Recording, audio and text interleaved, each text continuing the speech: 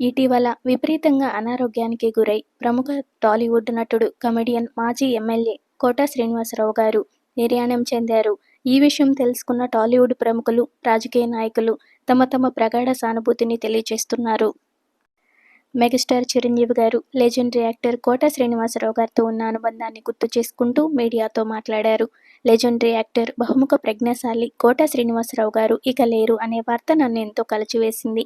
ప్రాణం ఖరీదు సినిమాతో కోట గారు, నేను, ఆర్ నారాయణమూర్తి ఒకేసారి ఇండస్ట్రీకి వచ్చాము. ఆ తర్వాత వందల కొద్ది సినిమాల్లో ఎన్నెన్నో విభిన్నమైన పాత్రలో నటించి ప్రతి పాత్రను తన విలక్షణ ప్రత్యేక శైలితో అలరించి తెలుగు ప్రేక్షకుల గుండెల్లో చిరస్థాయిగా నిలిచిపోయారు. కామెడీ, విలన్, సపోర్టింగ్ క్యారెక్టర్ ఇలా ఏ పాత్ర అయినా సరే ఆయన మాత్రమే నటించగలరు అన్నంతగా నటించేశారు. ఇటీవల ఆయన కుటుంబంలో జరిగిన వ్యక్తిగత విషాదాలు ఆయన్ను మరింతగా కుంగదీశాయి. కోట శ్రీనివాసరావు గారు ఇక లేరు అనే వార్త సినీ పరిశ్రమకు తీరని లోటుగా మిగిలిపోతుంది. ఆయన కుటుంబ సభ్యులకి ప్రగాఢ సానుభూతిని తెలియజేస్తున్నాను అంటూ ముగించారు మెగాస్టార్ చిరు గారు.